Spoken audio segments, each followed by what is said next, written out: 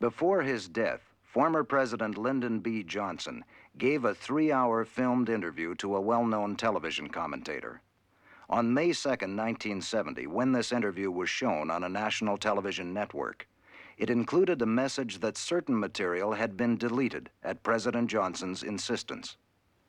It has been revealed that in the censored section, Johnson had expressed misgivings about the finding that Lee Harvey Oswald had acted alone, and that in fact, he suspected that a conspiracy had been involved in the assassination of John F. Kennedy.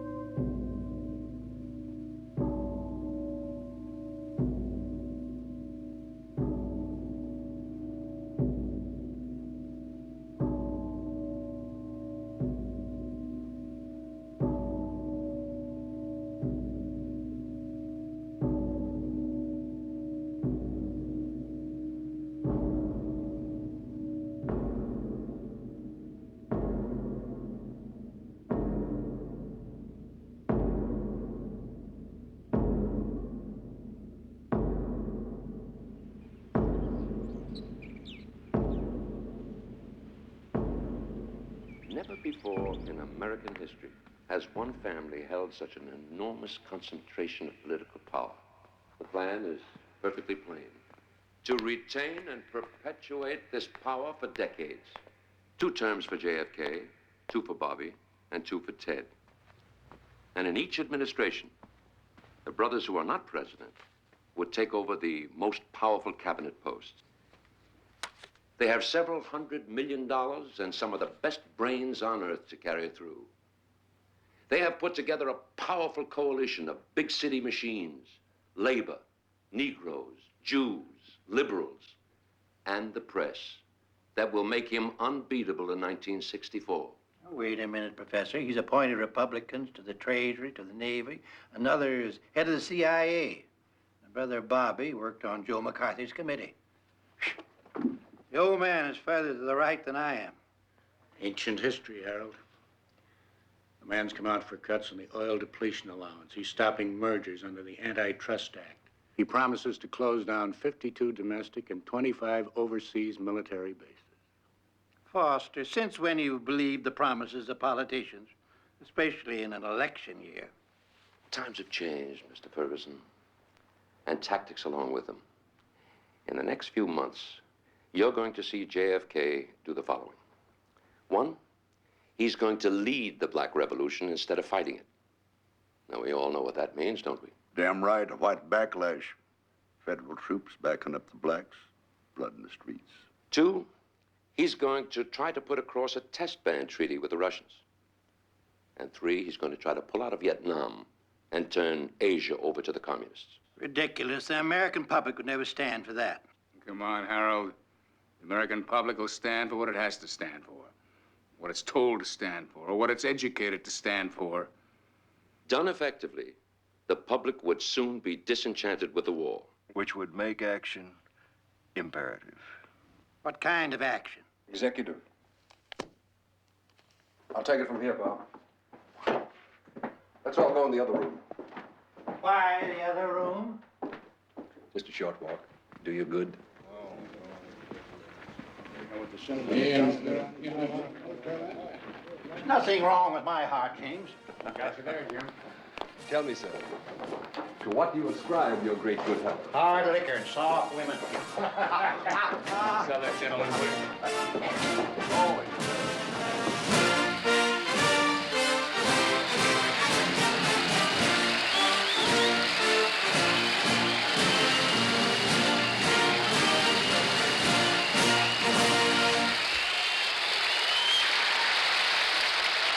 This country was not made by people who sat in their own community and followed their own private interests. Instead, it was made by the men who recognize that change means progress. And progress means the welfare of our people. That's what makes this a great country.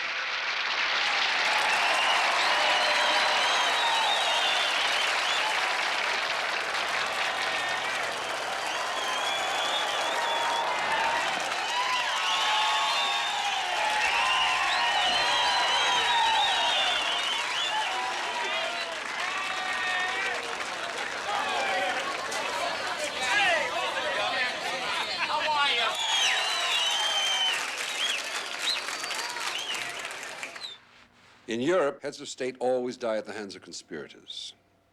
Our presidents are killed by madmen. The pattern is remarkably consistent. Abraham Lincoln, April 14th, 1865. target, sitting and stationary. Range 6 inches, successful. James Garfield, July 2nd, 1881, target walking at 2.5 miles per hour. Range 3 feet, successful. William McKinley, September 6th, 1901, target standing and stationary. Range 1 foot, successful. Theodore Roosevelt, October 14th, 1912, target standing and stationary. Range 6 feet. Wounded. Survived. Franklin D. Roosevelt, February 15th, 1933. Target sitting and stationary. Range 23 feet. 5 shots, 5 misses. In no case was the killer an expert marksman. In every case, the Secret Service was unprepared. And in every case, the assassin was a political fanatic willing to die to get the president. Now, no professional technician can be expected to lay his life on the line for such a cause. So we've determined that our action can best be carried out during a motorcade. How so? Because they're scheduled well in advance. And they give you a chance to fire from cover and get away in the confusion. How do you select your operatives? I can tell you, Harold, now in the old days, you used to have to train your own men from the ground up, keep them on your payroll the rest of their lives. No more. Wow. You know how many men were fired by the CIA after the Bay of Pigs fiasco? There's a small army of anti-Castro Cubans. They're all available. They can do anything from picking a lock and bugging an embassy to taking care of an ambassador. So,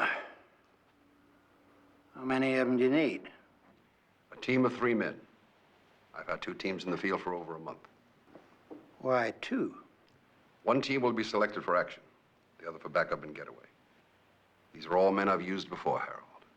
Trained, reliable, professional. Now, one man firing from long range at a moving target is out of the question. Even with 2 men, we found the percentages of failure are too high. The only possible scenario is 3 rifles with triangulated fire. 2 firing at a retreating target, the 3rd firing as the target advances.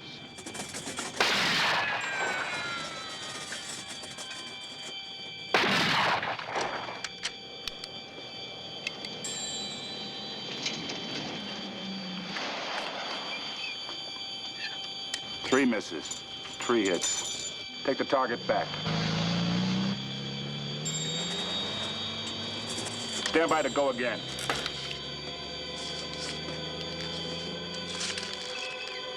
Start the target.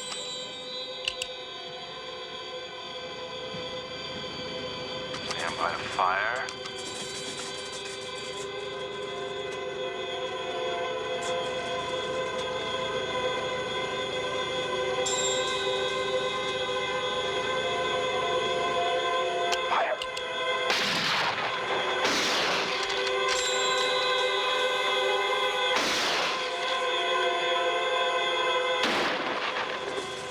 There's a climate of violence in the country now, in which anything can happen.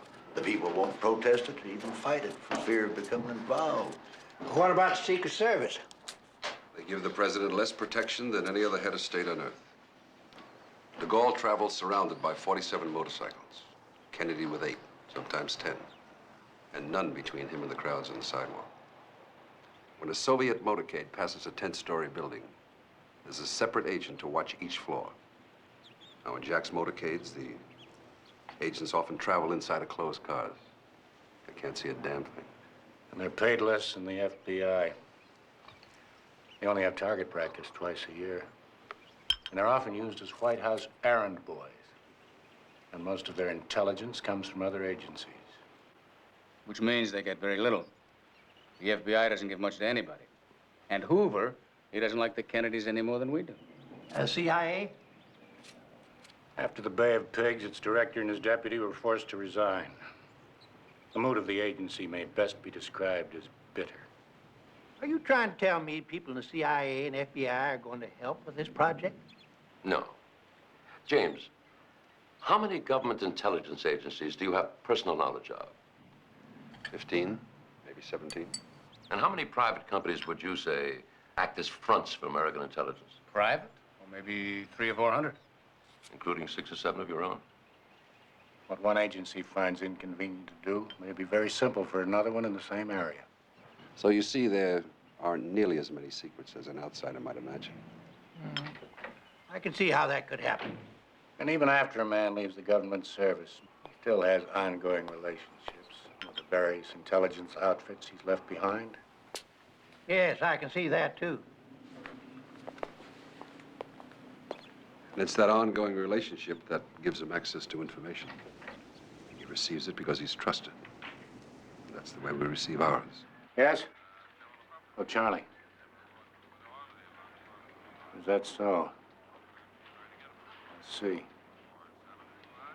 Yes? Of course, I would have to be worked out. Yeah, Thanks very much, John. quite all right. Bye. A conspiracy will make us look like a banana republic. We don't have them. That's what we pay our intelligence agencies to prevent. They'll deny a conspiracy down to the last man, lay the whole thing off on some crazy damn fool who did it all on his own. Who's the crazy damn fool? He'll be provided. Charlie McCadden just called from El Paso. Governor Connolly has just left the president. And they made a private agreement that he will make a political pilgrimage to Texas to woo votes, probably in the fall. Oh, there ought to be a better way of setting things like this. Have you researched the man's private history? Thoroughly. Letters in the State Department. Harold, if you'll forgive me, we're way ahead of you. If we could find some way to discredit him, believe me, we'd have done it by now. Gentlemen, the hour's getting late. Well, I'm sorry, gentlemen, I'm still unconvinced. Oh, I agree with you that the welfare of this country is worth any man's life, even the president's. But my advice, for what it's worth to you, is wait. I'll see you to your car. Harold? Harold? Oh, before I took over Transjordanian oil, my own intelligence men had to eliminate a little local opposition. I understand these things. I just don't like them. They're tolerable only if they're necessary, and permissible only if they work. Good day.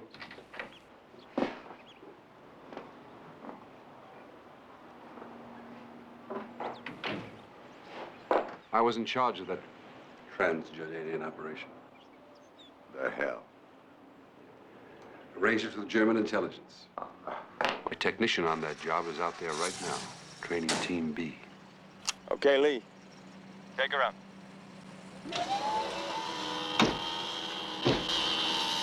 Okay, Chris. Take it out. Okay, Dave. Take it up to 15 feet. Hold it. That's good.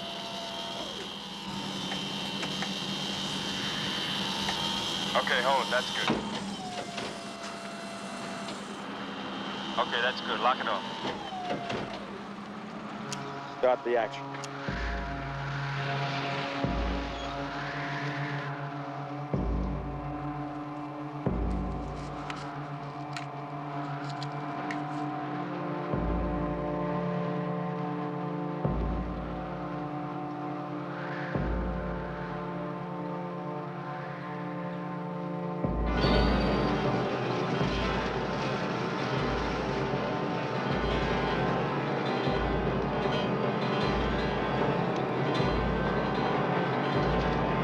Fire.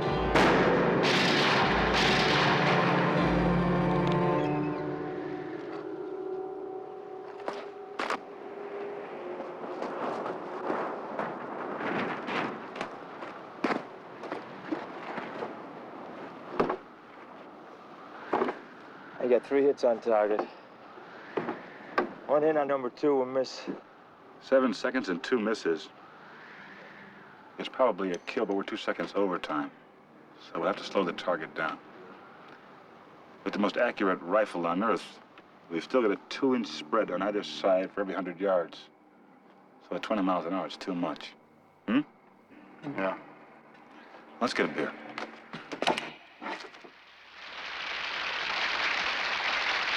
Commencement exercises at American University gain world significance when President Kennedy reveals 2 major decisions on Western relations with Russia. Addressing the graduates, Mr. Kennedy makes a stirring plea for world peace and says, First, Chairman Khrushchev, Prime Minister Macmillan, and I have agreed that high-level discussions will shortly begin in Moscow, looking towards early agreement on a comprehensive test ban treaty. I now declare that the United States does not propose to conduct nuclear tests in the atmosphere so long as other states do not do so. This generation of Americans has already had enough, more than enough, of war and hate and oppression.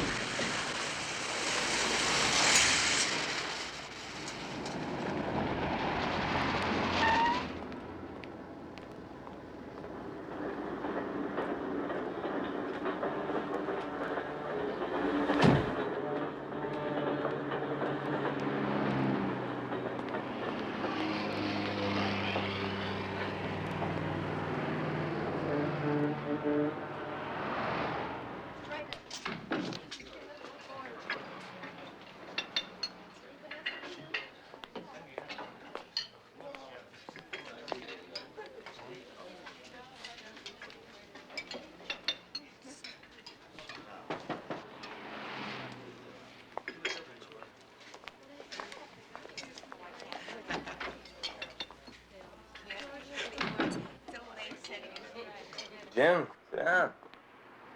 Are you hungry? Thanks, I've eaten. How's the team? Well, it can be done in 5 or 6 seconds. But only if we slow the target to under 15 miles an hour. Otherwise, you take chances. All right, we'll work on that. Any cover problem? No, no problem. We're supposed to be hunters. And I take it that's what we actually are. Correct. Here's your expense money. Say, when are you going to throw a little light on this play? This is not quite a standard operation. I may run as tight as you are. You mean is that each of us knows only his own job? Put it in any words you like. Well, the company must be running a couple other teams. Are we number one? 2 teams only. And there's a good chance that you'll see action. Maybe before Thanksgiving. How soon will we find out what the options are? The probabilities for success are almost 100%. And like the Bay of Pigs. Now, look, you're a high-risk man. You're on contract. Your men are all experienced in black operations. You take your chances and you get paid for it, and damn well. Okay, Jim. I'll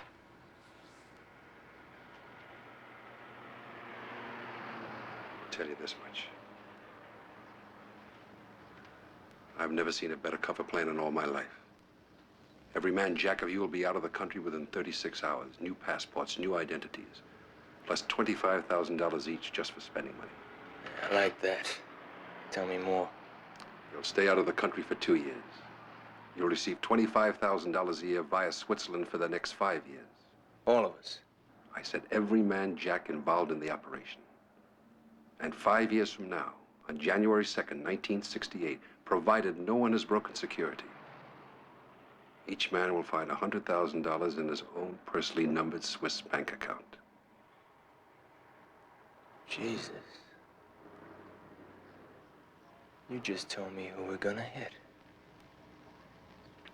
This nation was founded by men of many nations and backgrounds. Okay. It was founded on the principle that all men are created equal, and that the rights of every man are diminished when the rights of one man are threatened. My fellow Americans, this is a problem which faces us all, in every city of the North as well as the South. Today, there are Negroes unemployed 2 or 3 times as many compared to whites. Inadequate education, moving into the large cities, unable to find work, denied equal rights. We cannot say to 10% of the population that you can't have that right. Your children can't have the chance to develop whatever talents they have. That the only way that they're going to get their rights is to go in the street and demonstrate. I think we owe them and we owe ourselves a better country than that. The computer threw out 14 possible goats, or sponsors as we like to call them. A young man named Lee Harvey Oswald seems the best. Born in New Orleans, 1939. Father dead. Mother remarried and divorced. Boy was placed in an orphanage for a while, then shunted about with his mother till he was 17. You can start now, Tim. He has a remarkably muddled political record that could be steered strongly to the left. On October 24, 1956, 7 days after his 17th birthday, subject enlisted in the United States Marine Corps. Attended aviation fundamental school at Naval Air Station in Jacksonville, Florida, studying basic radar theory, map reading, and air traffic control procedures. Began studying Russian language and taking pro-communist attitudes. Fellow Marines called him Oswaldovich and Rusky. In the Marine Corps? Not a chance. They're preparing a cover for him. Naval intelligence? Either that or CIA. Go ahead, Tim. Arrived in Yokosuka, Japan aboard the Bexar for assignment at Atsugi, 20 miles west of Tokyo. Isn't that where we monitored the U-2s over China? And a lot of other stuff. Court-martialed on June 27 for pouring a drink over a non-commissioned officer's head and use of insulting language. Confined 28 days at hard labor. Only 28 days? They're not only giving him a cover, they're fixing him a phony. On August 17, 1959, he requested a dependency discharge on the ground that his mother required his support. Discharge was granted September 11th. Well, that was easy. Easier than you think. Watch this. To get the discharge, he needed a doctor's affidavit. Otolaryngologist Marvin Danvers gave one, saying he started treating Oswald's mother on September 5, even though his letter is dated September 3. Well, I'll be goddamned. On the same day, September 4, Oswald applied for and received a passport. Quote, in order to attend Albert Schweitzer College, unquote. Passport granted. Good for European travel, including USSR. Arrived in Moscow October 16. Ordered to leave USSR by 8 p.m. October 21. The Ruskies weren't buying. Slashed his wrist same day. Taken to Botkinskaya Hospital. Released a week later. Visited U.S. Embassy on October 31. Stated his determination to revoke American citizenship and turn classified data over to the Russians. Can find no record that Embassy tried to dissuade him from handing over classified material. How much did he actually have? Location of all bases on the West Coast, radio frequencies for all squadrons, all tactical call signs, strength of squadrons, number and type of aircraft in each, names of commanding officers, and the authentic code for entering and exiting the ADIZ radio and radar ranges. Jeez. On January 4, 1960, Oswald receives permission to remain in the USSR for 1 year. They're beginning to buy. On January 5, he is given 5,000 rubles and assigned to work at the Belarusian radio and television factory in Minsk. They've bought. In 1961, he writes a series of letters to the embassy concerning possible return to the United States. When was power shot down in that U-2? May 1, 1960. He was there all right. But I'm not sure there was any connection. They've been spotting our U-2s for a long time. Thanks, Jim. I'll take it from here. Right, Mr. Farrington. On March 17th, he met a young lady, a graduate pharmacist. 6 weeks later, they were married. As a result of Oswald's letters, the State Department informed Embassy that for security reasons, Oswald should be given a passport. There was a long wrangle with the Russians about exit visas for his wife, but everything on our side was as smooth as silk. The embassy issued a passport. They lent him $435 in traveling expenses, and he passed through immigration June 13th, 1962, en route to Fort Worth. Did anyone meet them at immigration? A representative of the Concerned Travelers Society, named Ralph P. Waterford, to help them through customs, or so he said. That name familiar? There's a Ralph P. Waterford known in Taiwan as the Secretary General for the World Campaign Against Communism, Inc. Now, who would have sent him? God knows. You get into that area, there's so many little double and triple headers that you can't count them all. Tim? All the intelligence agencies have files on him. He was interviewed twice last year by the FBI that we know of. And there's a report out that the State Attorney General and the Dallas District Attorney have got him labeled as FBI informant number S172. He could be. Defecting, coming back, running into no trouble at all. He could be anything. CIA, Office of Naval Intelligence, anything. Lowest possible echelon, of course. A few dollars here, a few there. Possibly a little doubling. Listen. On January 27th of this year, he bought a mail-order Smith & Wesson 38 under a phony name. And in March, he bought a mail-order 6.5 millimeter Mannlicher Carcano rifle. In May, he was distributing Fair Play for Cuba literature in Dallas. Can we rely on a character like this? We're not relying on him. We're using him. I've got someone placed very close to him.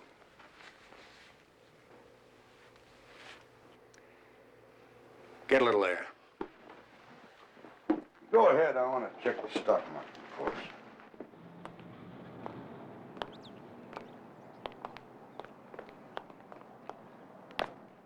The real problem is this, James. 2 decades, there will be 7 billion human beings on this planet. Most of them brown, yellow, or black. All of them hungry. All of them determined to love. They'll swarm out of their breeding grounds into Europe and North America. Hence Vietnam. An all-out effort there will give us control of South Asia for decades to come. And with proper planning, we can reduce the population to 550 million by the end of the century. I know. I've seen the data. We sound rather like gods reading the Doomsday Book, don't we? Well, someone has to do it. Not only will the nations affected be better off, but the techniques developed there can be used to reduce our own excess population. Blacks, Puerto Ricans, Mexican Americans, poverty-prone whites, and so forth.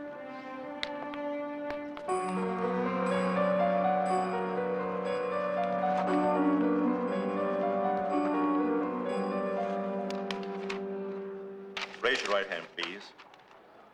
Do you swear or affirm that the statements in the application are true to the best of your knowledge and belief? I do. Do you swear and affirm your allegiance to the United States of America? I do. For 24 hours service, it's $2. George Bernard Shaw, speaking as an Irishman, summed up an approach to life. Other people, he said, see things and say, why? But I dream things that never were, and I say, why not? The problems of the world cannot possibly be solved by skeptics or cynics whose horizons are limited by the obvious realities. We need... Yes? 24 hours.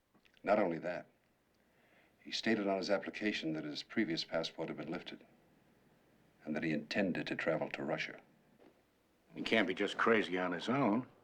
He defects, they lift his passport, and on 24 hours' notice, he gets another one to travel back to Russia? Somebody must be behind him. Oh, yes, indeed. Worth his weight in gold.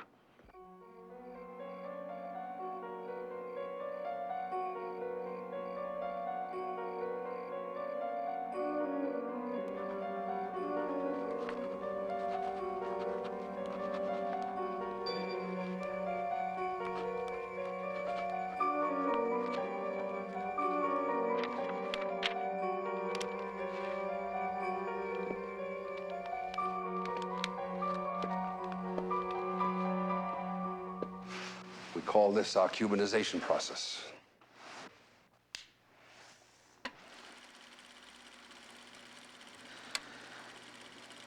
Here our sponsor distributes Fair Play for Cuba leaflets on Canal Street, New Orleans.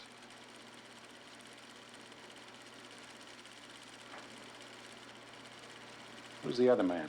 Picked him up in an employment office, $2 an hour. We've repeated this process 4 times in the last 10 days. The address on the leaflets is 611 Copp Street, Howard Grimm's building. You remember him? Special agent in charge of the Chicago FBI office. We used him in '61 as an equipment purchaser for our Cuban friends. Well, Grimm has an office in that building himself. Is that wise? Well, no matter. Grimm's organization is on La Follette Street, the Anti-Communist League of the Caribbean. I like that. They cancel each other out. No one's been able to put them together yet. I don't like it, but it's done. When are you getting him into Dallas? Not for another month, at least. Our New Orleans scenario still calls for a street corner fight and an arrest, and possibly some radio interviews. TV if we're lucky. He doesn't know he's being handled, does he? No. That's being taken care of by someone who's known him for years.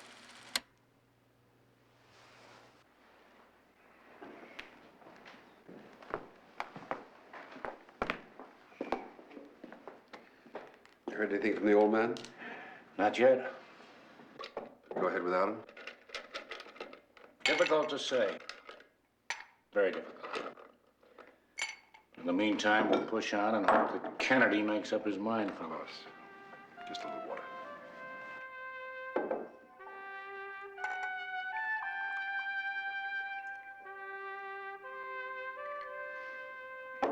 I still have a dream.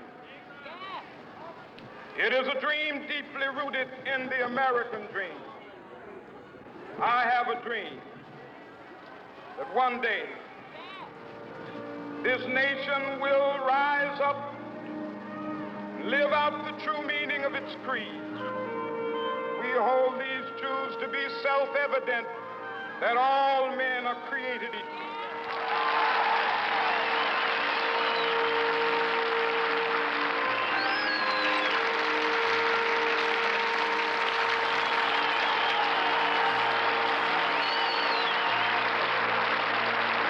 I have a dream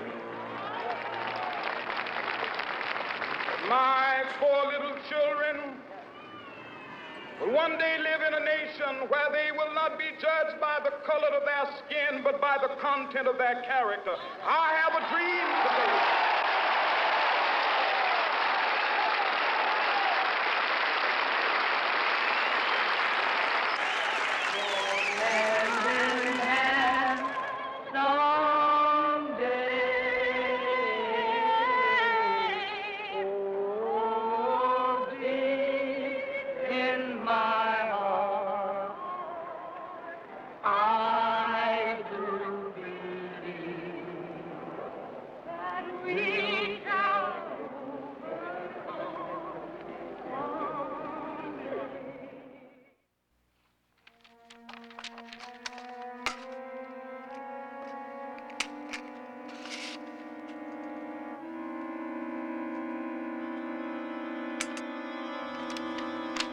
What is from God? What the hell would we sending us to Montana for?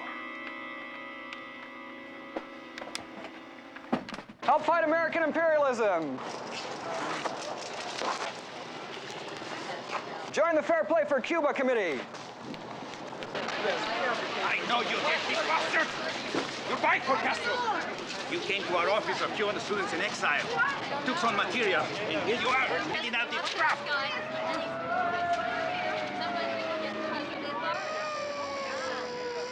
Why don't you go to Cuba and stay there?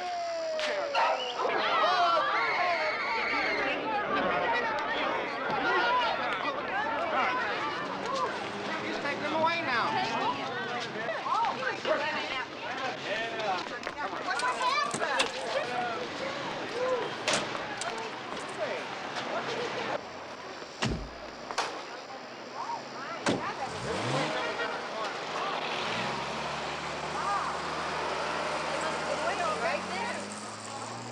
A full-scale nuclear exchange lasting less than 60 minutes with the weapons now in existence could wipe out more than 300 million Americans, Europeans, and Russians, as well as untold millions elsewhere. That's why I support the test ban treaty. Not because we're going to be easier in our lives, but because we have a chance to avoid being burned. The reason that I'm worried about this treaty is because I believe that this treaty is a step away from safety, possibly a step toward war. A pact hailed by a hopeful majority as signaling peace in our time actually turns out to be a first step on the path to disaster. This treaty is not the millennium, but it is an important first step, a step towards peace. Let history record that we, in this land, at this time, took the first step. The man's creating the perfect climate for his death. They sometimes do, you know. Caesar did. In that event, what do you hear from our elderly Brutus? Ferguson says, in effect, don't call me, I'll call you. How's your stand-in for Brutus doing? Oh, he's doing fine. Heading up a Fair Play for Cuba committee that doesn't exist. Writing letters to the Communist Party in New York. And after that street brawl, he demanded that an FBI man come down to see him. When will he be in Dallas? The 3rd and 5th of October. His wife's there now, living outside of the city with a friend. Well, why wait so long? Well, he wants to go to Mexico City to try to get a visa to go to Cuba. that your idea? No. But there's no way to stop him without making him angry with our connection. I don't see any harm in it, do you? Man's a genius. He'll have the FBI watching the CIA and the CIA watching the Bureau. Before he's through, nobody will know whose man he is. Meanwhile, I've scheduled 2 live target rehearsals, one for each team. Good. And one more thing, Robert. When this operation is finished, it's my last. Why, of course. We all have our failures of nerve. If we didn't, none of us would be worth a damn.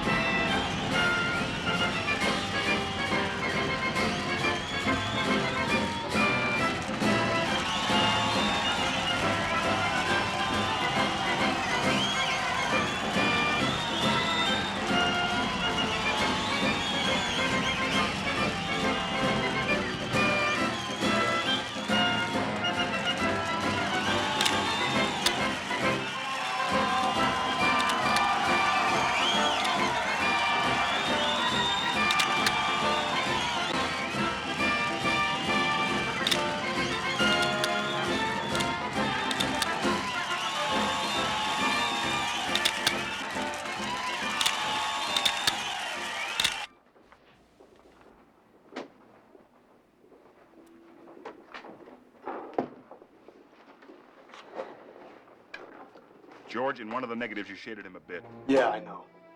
I only printed up the hits. None of them were really far off. Look at that. Right on target. Beautiful. The front angle shot's wide open. It's gonna work. Sure it is. Okay, now we're supposed to be on the road before 9. Destroy these. Tim, show them the pros and cons of that motorcade. The most direct route from Love Field to the Trade Mart, where the lunch will be, is either by Stemmons Freeway, here, or Harry Hines Boulevard, which is here. To get the biggest crowds, however, the best route would be straight down to Main Street, down Main Street, and through Dealey Plaza. Where did you say you placed your sponsor? Texas School Book Depository, Elm in Houston. I went to work there yesterday. Here's the depository. In order for the motorcade to pass it, they'd have to make a jog right on Houston Street and left on Elm here, and then through the underpass to Stemmons Freeway. Isn't that a long way around to nowhere? It's the perfect place for triangulated gunfire.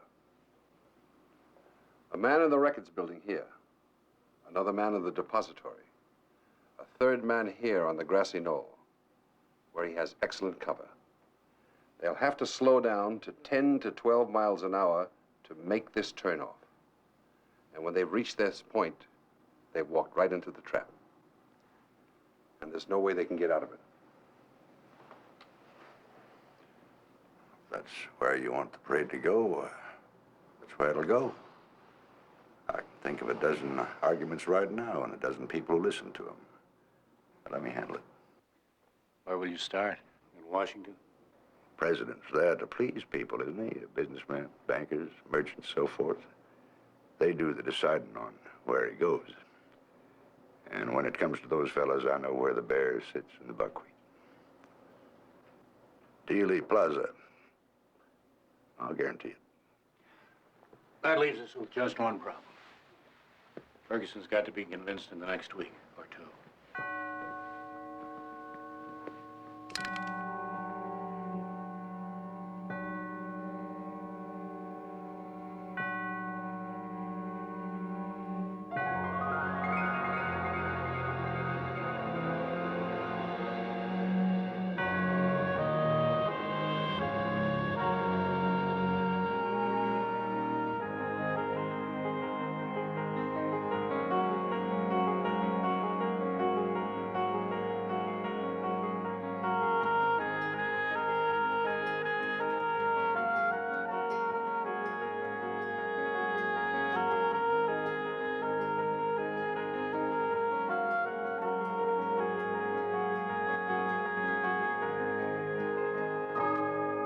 Tonight, the news from Saigon is grim indeed, as riots sweep the city and the government of courageous President Diem hangs in the balance. Radical students and Buddhist activists are demonstrating in the streets, while government troops battle desperately to subdue them.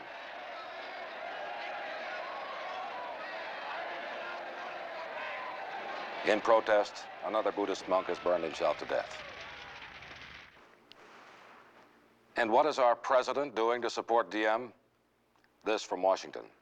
Is there any speed up in the withdrawal from Vietnam? Well, as you know, when Secretary McNamara and General Taylor came back, they announced that we would expect to withdraw 1,000 men from South Vietnam before the end of the year. Reliable sources inform us that Kennedy plans to withdraw all United States forces from Southeast Asia in 1965. A vital region which will inevitably fall to the communists should our president's suicidal no-win policy prevail. For in Yes, spite of Robert, Secretary of I Defense can see your point. McNamara's optimistic I'm in statement complete agreement. on his return from Vietnam, By all means, the go war was ahead. going well.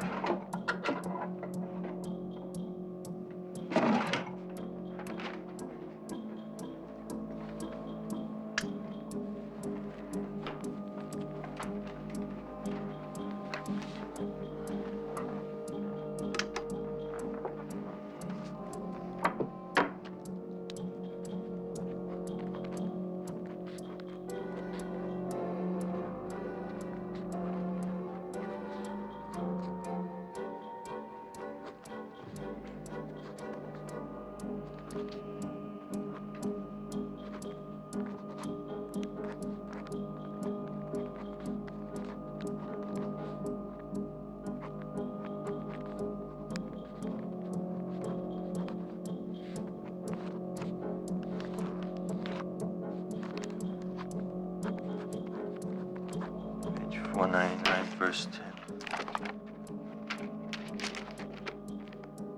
Job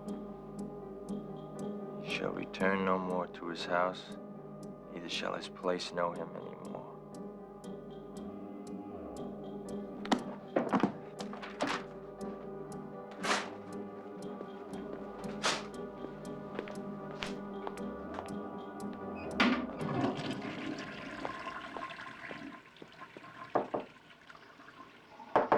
Chris, open up for a minute.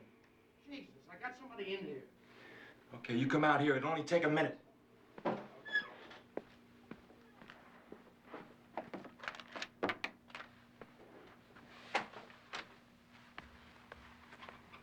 I'll be back in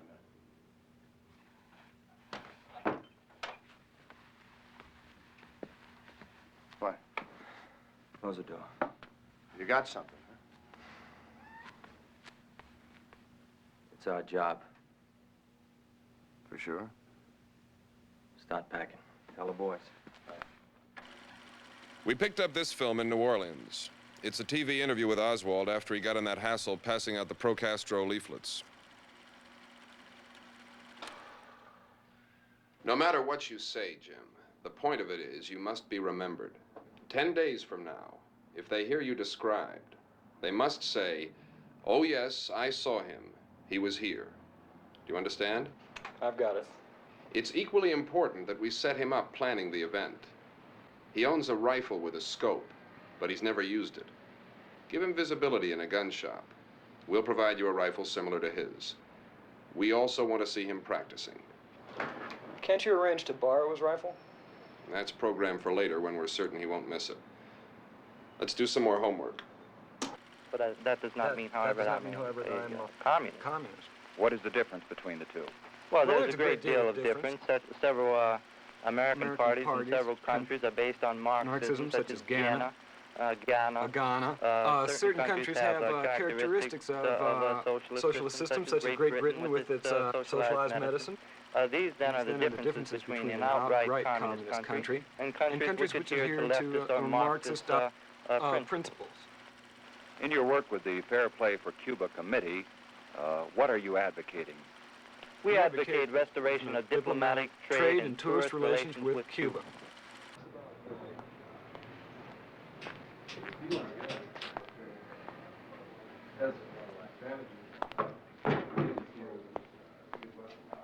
Hi. What can I do for you? Well, could you drill this to mount a telescopic sight?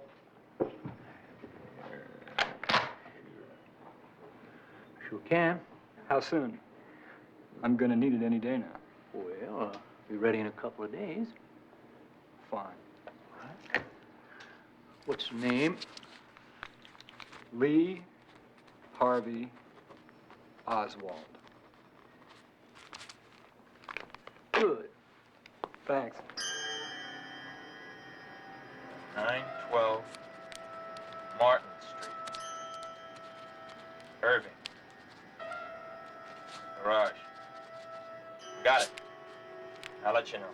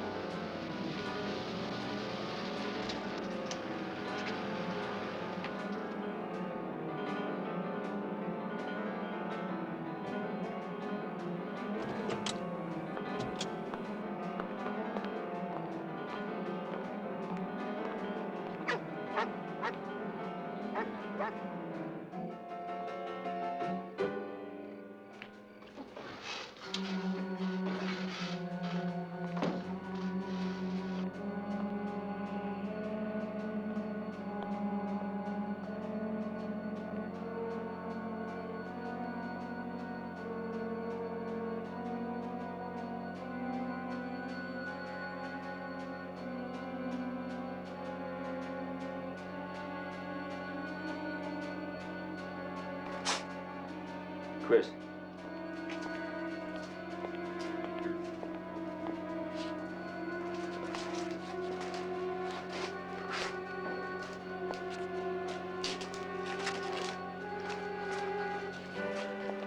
All yours.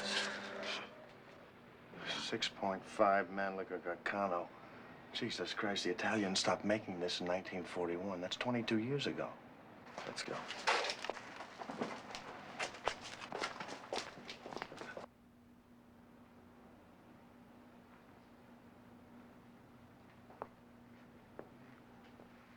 She's a real fine piece of weaponry, isn't she?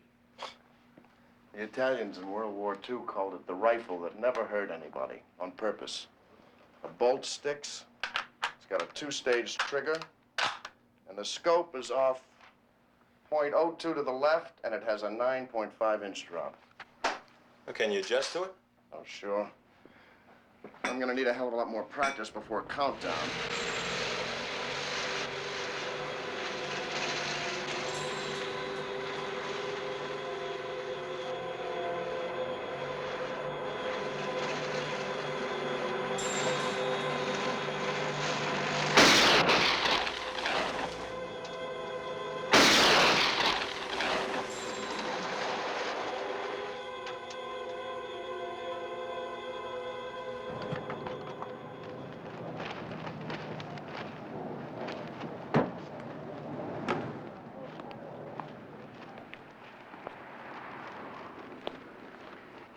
That's one hell of a buy, friend.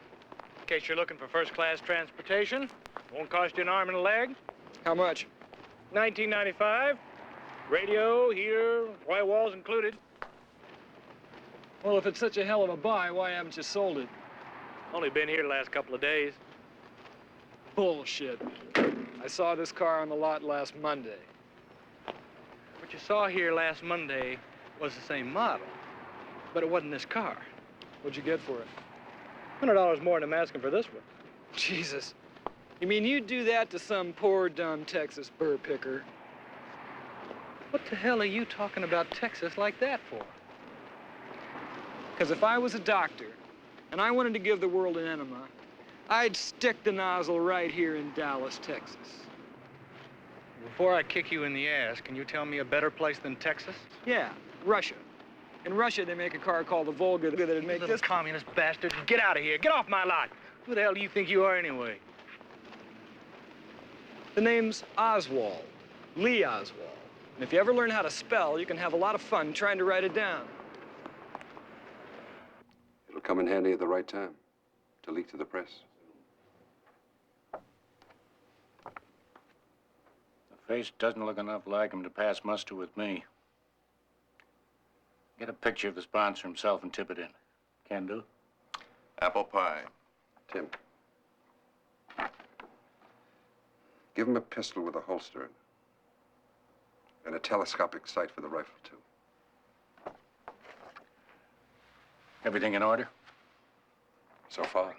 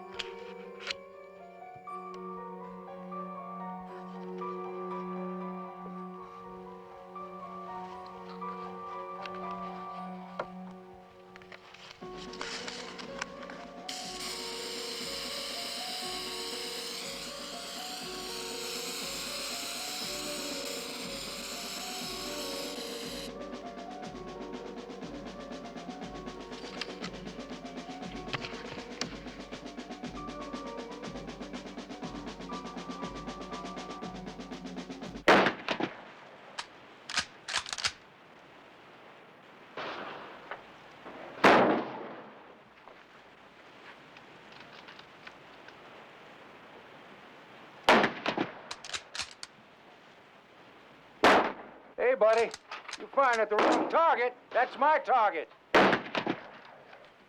Hey, mister, you're firing at my target. Hey, would you mind if you just fired your own? Why don't you take a flying screw at the moon and charge it to me? I'll be glad to, you son of a bitch. You just tell me your name. Lee Oswald. O-S-W-A-L-D.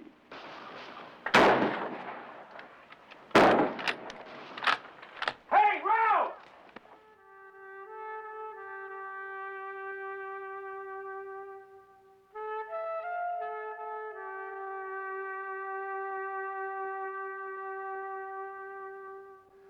Outside the Dallas Municipal Auditorium, a large number of pickets gave UN Ambassador Adlai Stevenson a hot reception last night when he came to give a speech in honor of United Nations Day.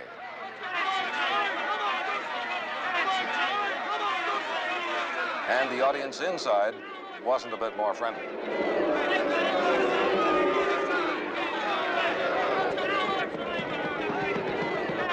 Surely, my dear friend, I don't have to come here from Illinois to teach Texas manners, do I?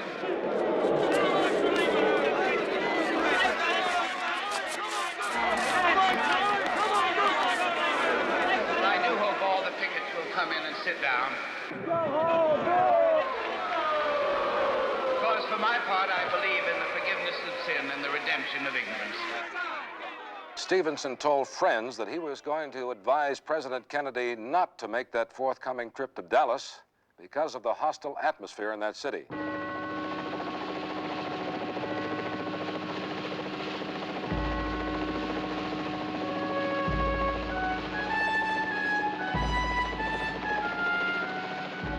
See your position? Yeah, behind that fence on top. Okay, let's take it down.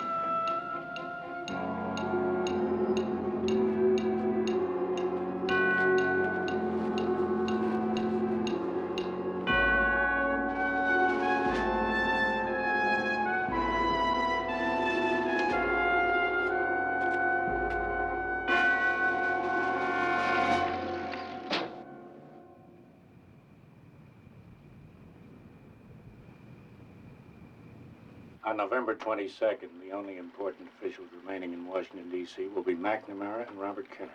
The Secretaries of State, Treasury, Interior, Commerce, and Labor will be in the air en route to Tokyo. The President and Vice President will be in Dallas. To confuse matters and give your men as much time as possible, a code will be removed from the Tokyo-bound cabinet plane. And the Washington, D.C. telephone system will suffer a temporary blackout. That will help. The Secret Service are under regular orders to stay with the president no matter what happens. Once they get him to the hospital, they'll probably filter back. But for at least a half hour, you should be entirely free of them. I'll have 6 men with Secret Service credentials in Dealey Plaza. Their insignia for this trip, incidentally, is double white bars on red. I forgot to mention that the chief of the White House detail has decided to stay in Washington. Good. Now to the intelligence agencies. In going through Oswald's address book, our contact man came across the name and telephone number of somebody called Fred Hastings. Now, Hastings, it turns out, is an FBI man working out of the Dallas office. You know him? Oswald has his telephone number? I was about to mention Mr. Hastings. He's visited Mrs. Oswald once and her landlady twice since the first of the month. He knows that Oswald works in the book depository, and we must assume he also knows that the president's motorcade will pass the book depository. Yet neither the local nor the Washington office of the FBI has reported that to the Secret Service. And what about other Oswald files? The Office of Naval Intelligence is watching him. The CIA regularly monitors his mail. Yet no one has reported anything to the Secret Service. They don't even know that Lee Harvey Oswald exists. His name appears nowhere in their files. Let's have a drink. Dallas has one of the highest murder rates in the country. In the last 2 years, the Secret Service has established 149 threats against Kennedy's life from Texas alone.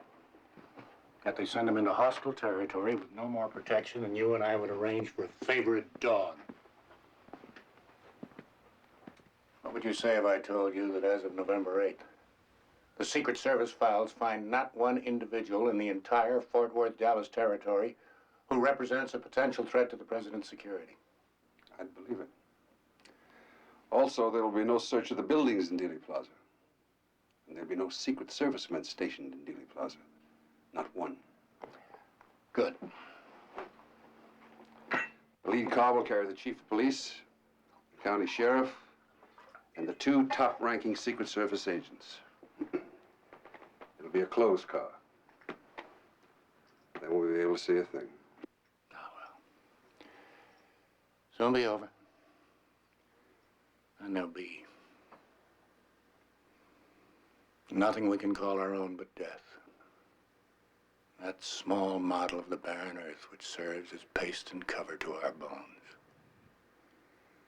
For God's sake, let us sit upon the ground and tell sad stories of the death of kings.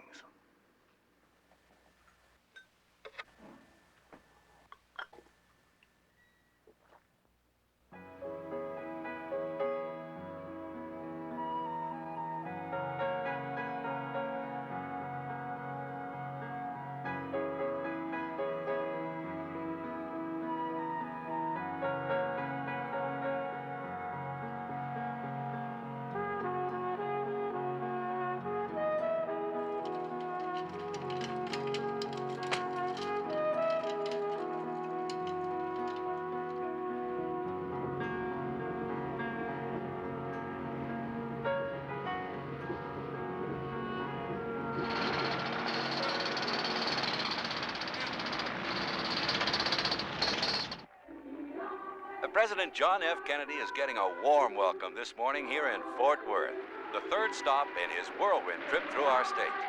After this breakfast meeting with the Fort Worth Chamber of Commerce, the President and First Lady will fly to Dallas.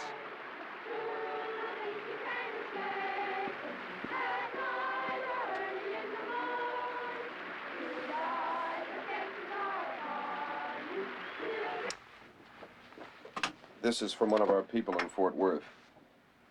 Last night in Fort Worth, 9 Secret Service agents went to the Fort Worth Press Club for drinks. 7 of the 9 remained till 2 in the morning. All 3 night guards left the hotel and went to the cellar house. Secret Service rules state that use of intoxicating liquor is strictly prohibited while agents are on travel status, as these agents were. 4 of the 9 who violated rules last night have key responsibilities in the Dallas motorcade.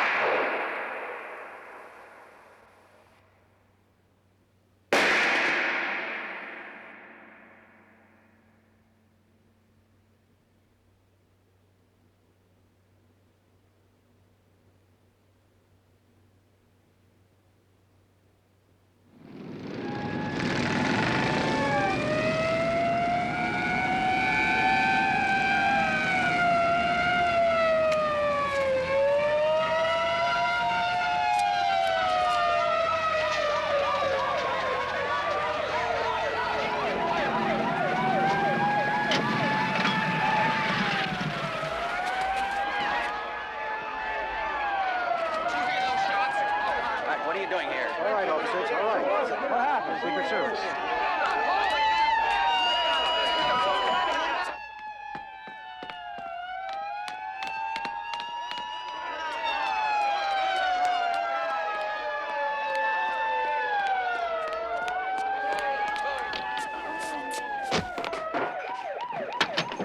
Hey, you. Come here. Who are you? Hell, I work here. You work here, too? Yeah. Okay. We have just arrived here at Parkland Hospital. It's hard to tell what's really going on. People here with dazed looks on their faces.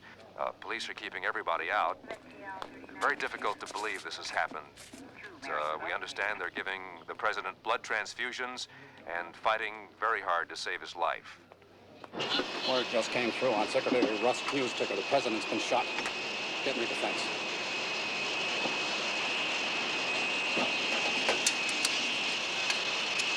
Something's happened to my code book. Hello? Hello? Defense Department? Is this the... Hello? Hello? Have you called him yet? There's no answer, Senator. The line went dead. I'm sorry, our lines are temporarily out of order. I'm sorry, our lines are out of order. I'm sorry, sir, our lines are temporarily out of order. Sorry, sir.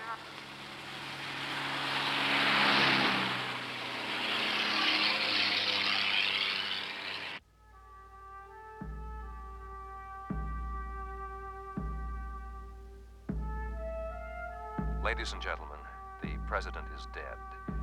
We've just been given word that President John Kennedy is dead. They've administered the last rites of the Catholic Church to President John F. Kennedy. Nothing about Oswald.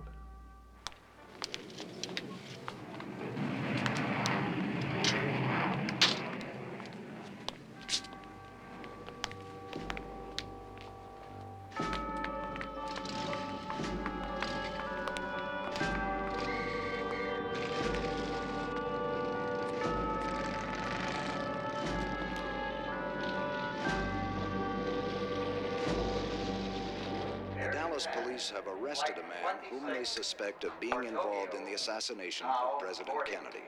He was apprehended in the Oak Cliff area after allegedly killing a policeman.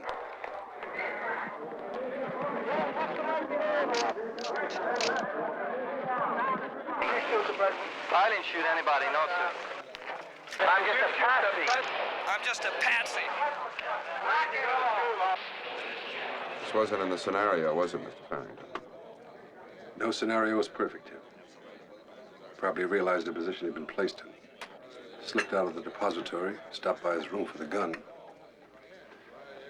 and then ran into the policeman and panicked. Find out what's happened to him.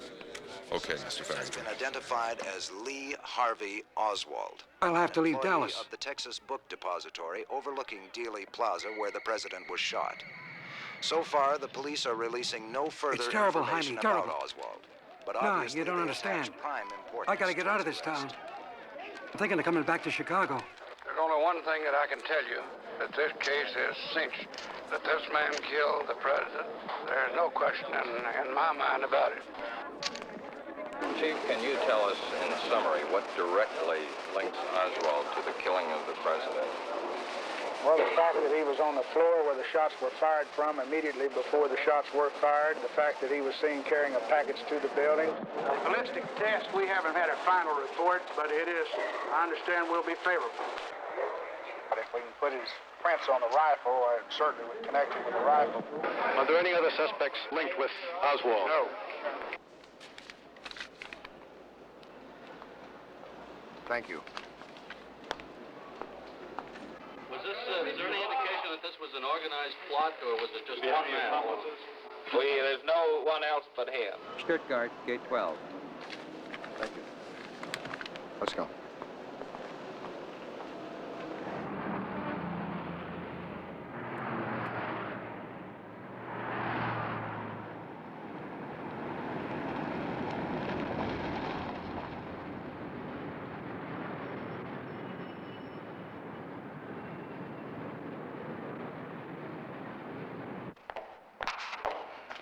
Jack? Where is everybody? The joint's closed. Didn't you see the sign? No, I came to the back way. What's wrong? What's wrong? You stupid bitch. Don't you read the newspapers? They killed Kennedy this afternoon. Sure, I know that, Jack, but why are we closing down? Because it looks good, that's why. Now get out of here. Go on home. Okay. Hey, wait a minute. I gave your number to a guy named Berger, Henry Berger. He's a new cop. He may get lonesome. Give you a call tonight. If he does, you fix him up, huh? Sure, I'll fix him up.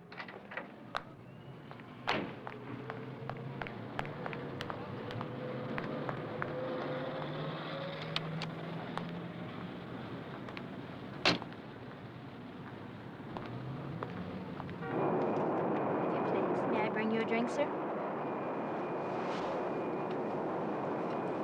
Drink, sir? Yeah, vodka rocks.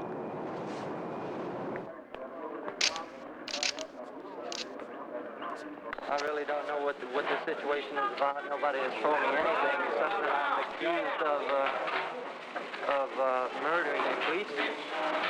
I know nothing more than that, and I do request someone to come forward to give me a legal assistance. Did you kill the president? No, I've not been charged with that. In fact, nobody has said that to me yet.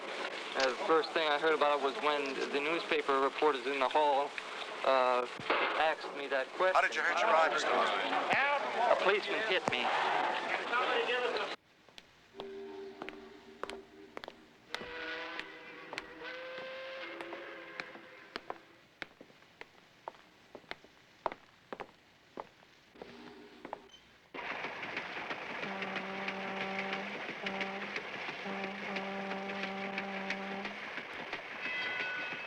You okay? Considering I hit the wrong guy, yes.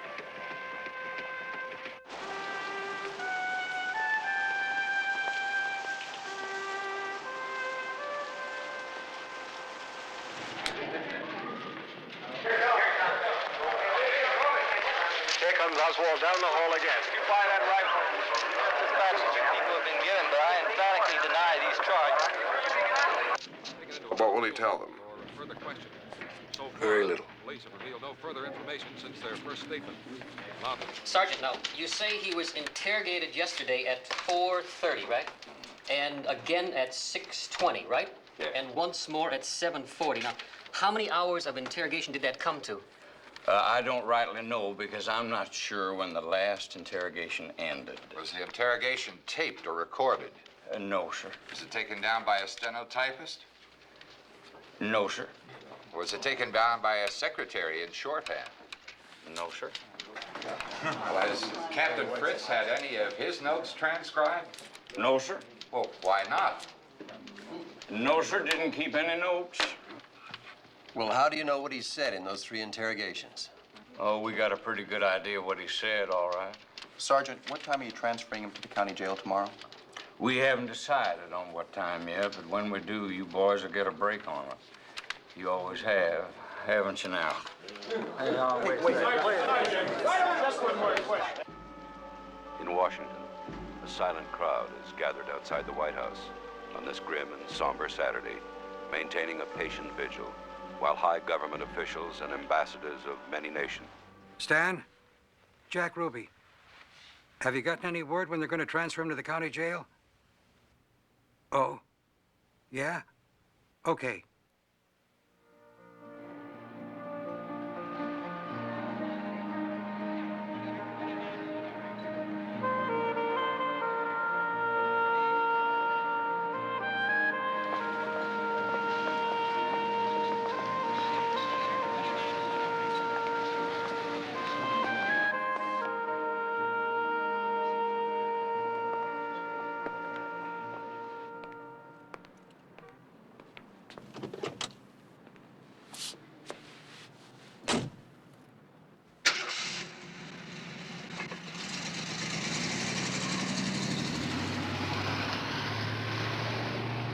Why do you think he would want to kill the president? The only thing evidence presented to jury, and I don't pass on why he did it or anything else. We're just interested in proving that he did it, which I think we have.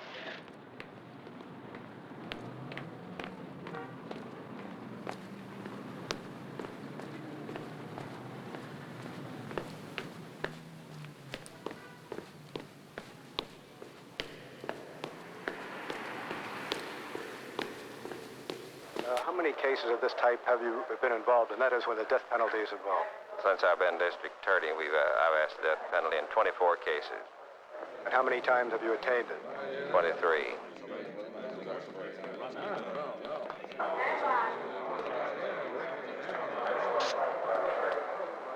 There is Lee Oswald.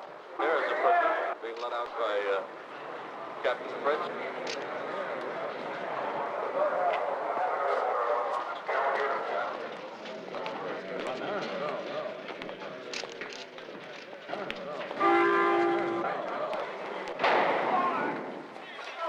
He's been shot.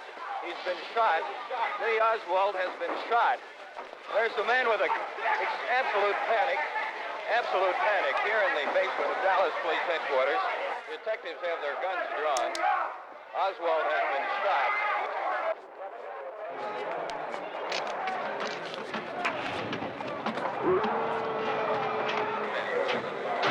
Stay with me here. You see it?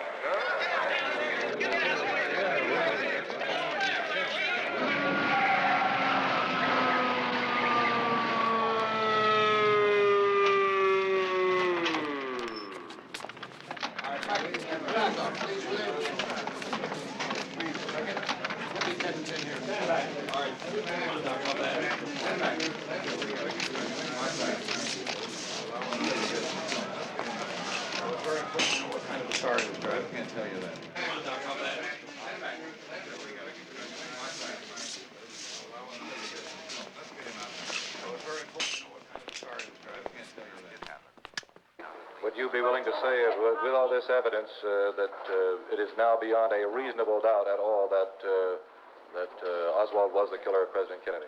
I would say that without any doubt, he's the killer. The law says beyond a reasonable doubt and to a moral certainty, which there's no question that he was the killer of President Kennedy. That case is closed in your mind.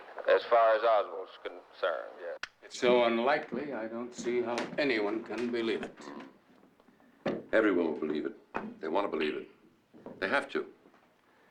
People, the government, everyone. Even his brother? He's the Attorney General, for God's sake. True. But he's not thinking as Attorney General tonight. He's grieving for a murdered brother. By the time his grief subsides, all the power will have passed. It'll be too late. Yes? That's right. Hold the body there. We'll make arrangements in the morning. That's right, thank you. Good night. That was Tim. James Farrington. Heart attack.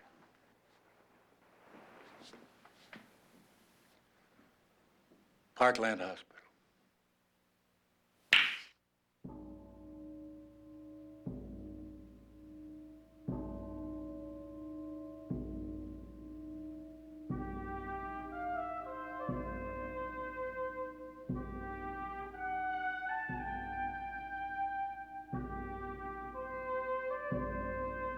In the 3 years after the murders of President Kennedy and Lee Harvey Oswald, 18 material witnesses died, 6 by gunfire, 3 in motor accidents, 2 by suicide, 1 from a cut throat, 1 from a karate chop to the neck, 3 from heart attacks, and 2 from natural causes.